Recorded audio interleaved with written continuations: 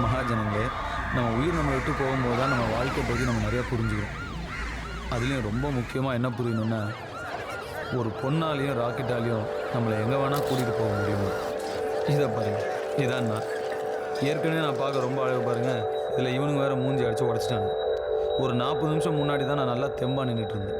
ஒரு 20 நிமிஷம் முன்னாடி தான் 10-12 எலும்பும் என் பின்னந்தலையும் உடையாமல் இருந்துச்சு. முரளி கரெக்டாக சொன்னான், இது சனியம் பிடிச்ச பாதடா வேணான்னு. ஆனால் என்ன பண்ணுறது, சனியங்கிட்ட தான் என் மனசை கொடுத்துருந்தேன். ஆனால் என் கதை இந்த டெல்லி ஹாஸ்பிட்டலில் ஆரம்பிக்கல. என் கதை ஆரம்பித்தது காசியில்.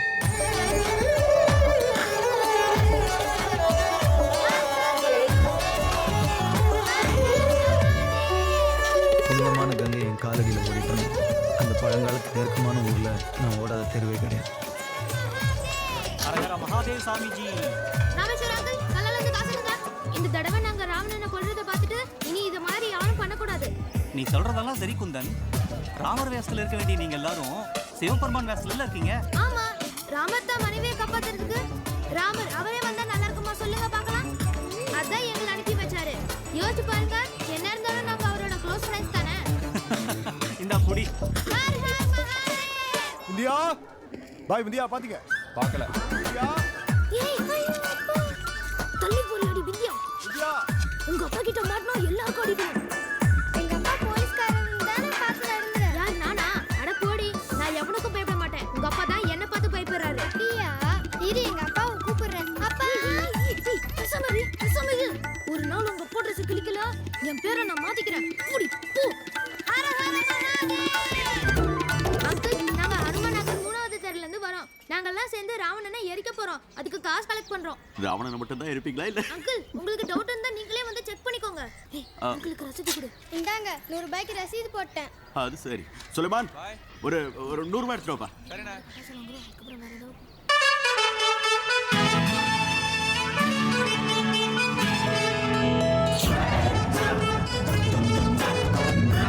அன்னைக்கு அந்த நேரம் அந்த நிமிஷம் சிவபெருமானோட மொத்த விஷயமும் என் கண்ணில் இருந்துச்சு.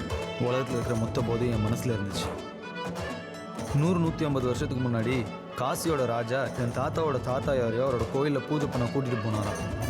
ஆனால் இந்த நொடி தான் இந்த காசி என் சொந்த ஊராச்சு. இவ தான் காசி எனக்கு கொடுத்த வரோன்னு தோணுச்சு. தொழுதுட்டு இருந்தது என்னவோ அவ தான், ஆனால் கடவுள் வரம் எனக்கு தான் கொடுத்தா. அப்போ எனக்கு மீசை கூட வளராது, ஆனால் கல்யாணம் பண்ணுற அளவுக்கு வளர்ந்துட்டேன்னு தோணுச்சு. அவளோட வாழணும்னு தோணுச்சு, அவளுக்காக சாகலான்னு தோணுச்சு.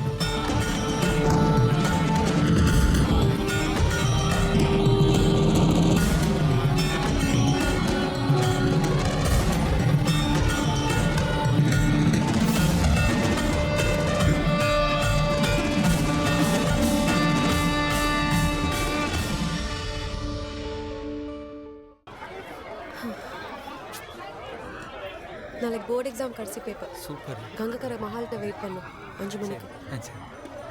ஒரு நிமிஷம். உன் பிடிவாதத்துக்காக தான் நான் உன்னை மீட் பண்ணுறேன்.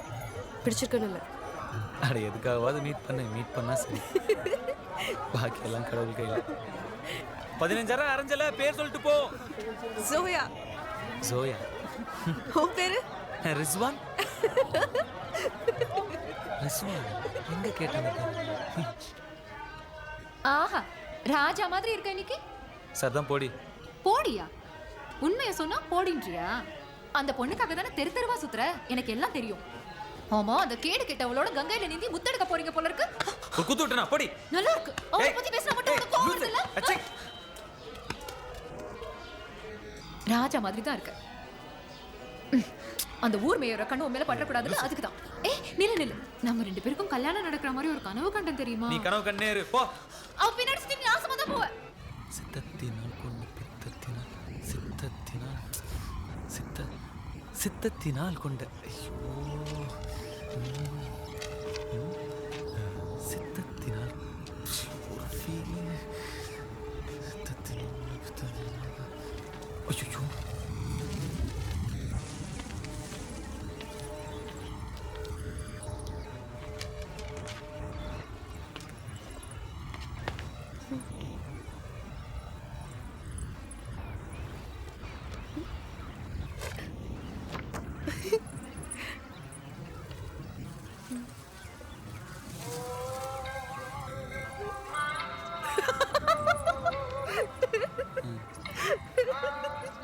ஏன் சிரிக்கிற? என்ன இது? ஐ லவ் யூ கார்டு கொடுக்கறதுக்கு கொஞ்சம் சீக்கிரம் தோணுச்சு. தப்பா எடுத்துப்பியோன்னு நினைச்சேன். அதான் இது கொண்டு வந்தேன். முட்டாளா நீ? இப்படியே ஒரு பொண்ணுகிட்ட ப்ரப்போஸ் பண்ணுவ?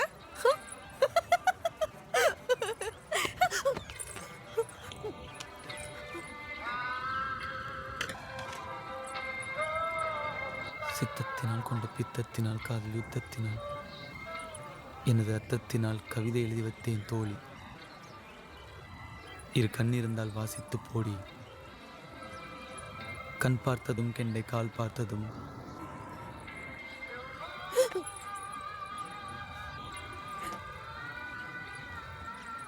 உன்னை பெண் பார்த்ததும் தள்ளி பின் பார்த்ததும்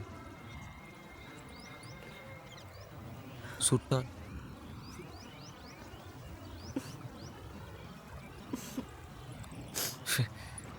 சாரி மறந்துட்டேன். சுட்டாலும் மறக்காத நெஞ்சம் முற்றும் சொன்னதில்லை தமிழுக்கு பஞ்சம்.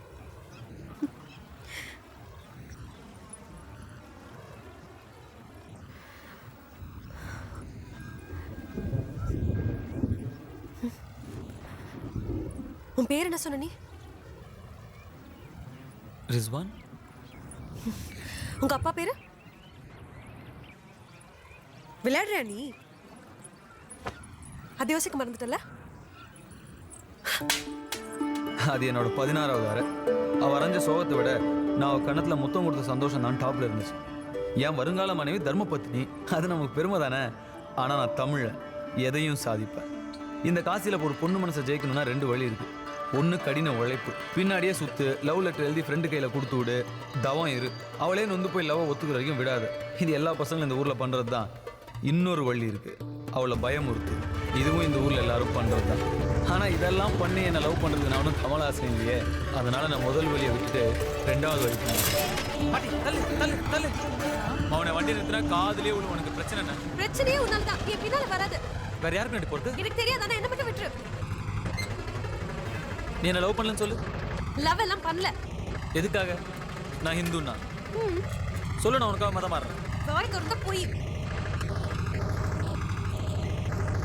நீ என்ன லவ் பண்ணலன்னு சொல்லு, இப்பவே என் கையை வெட்டிக்குவேன். நிஜமா? எனக்கு லவ் இல்ல.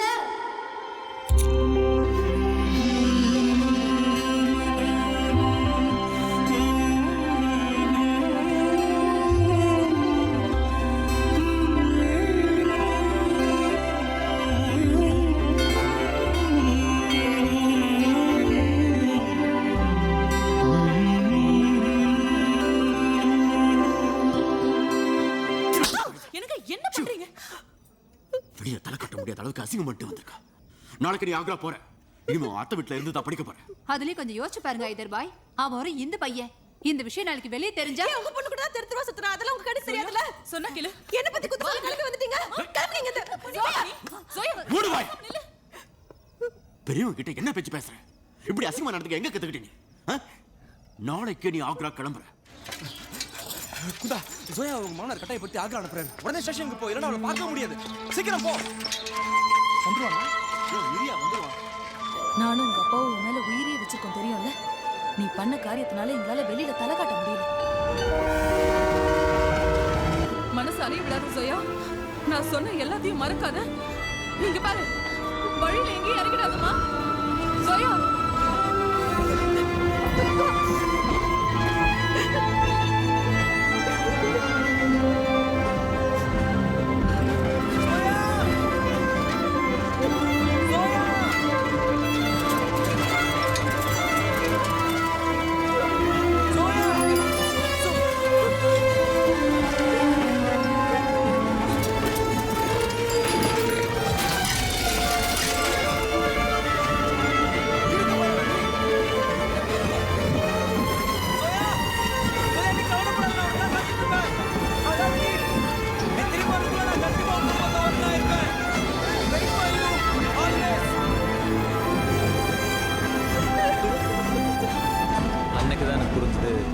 இடது பக்கமும் இல்லை, வலது பக்கமும் இல்லை, நடுவில் இருக்குன்னு.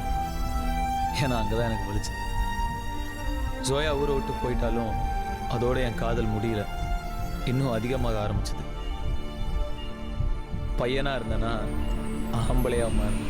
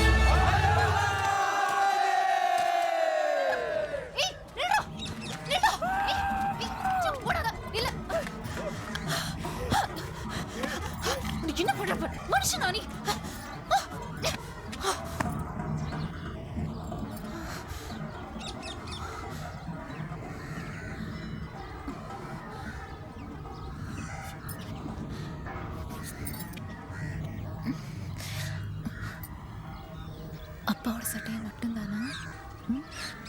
எந்த